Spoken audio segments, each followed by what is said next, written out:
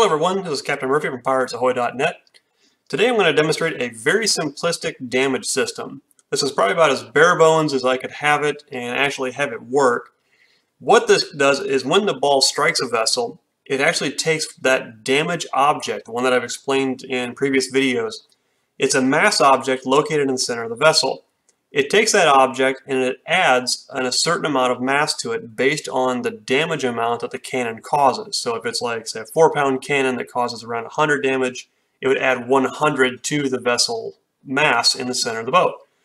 The other thing that it does is it actually does a randomization now. I don't have it set to go any specific direction, but it takes it and it does a randomized number and then it moves the damage point some direction, whether it's fore and aft or from side to side.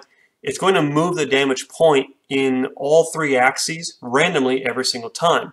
What this causes is a very randomized appearance when a vessel takes damage. It'll begin to list and pitch completely at random. And because it can move in all three axes, if the object comes up on the z-axis, it makes the vessel, less stable very fast. So some vessels will pitch and begin to roll immediately, and some won't. Now, this is the very bare basic version of it. And the reason I say that is because it doesn't actually handle anything except damage caused by the cannon. So if the vessel begins to take on water, things like that, through windows, that's not accounted for yet. All it's doing is watching the cannons. So I'm going to go ahead and fire up the physics. And I've got a new song in there written by Flannery. It's a battle theme. So hopefully you guys enjoy.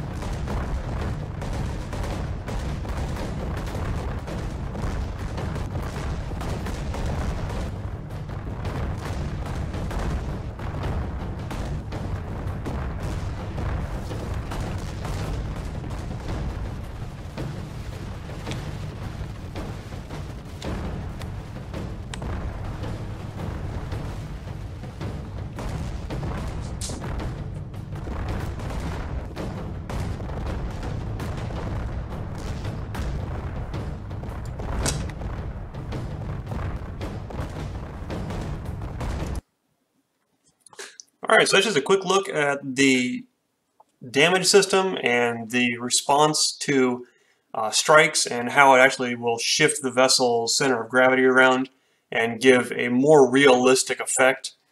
Once I can get figured out what I've got to do is figure out where the sea level is in response to the vessel's height.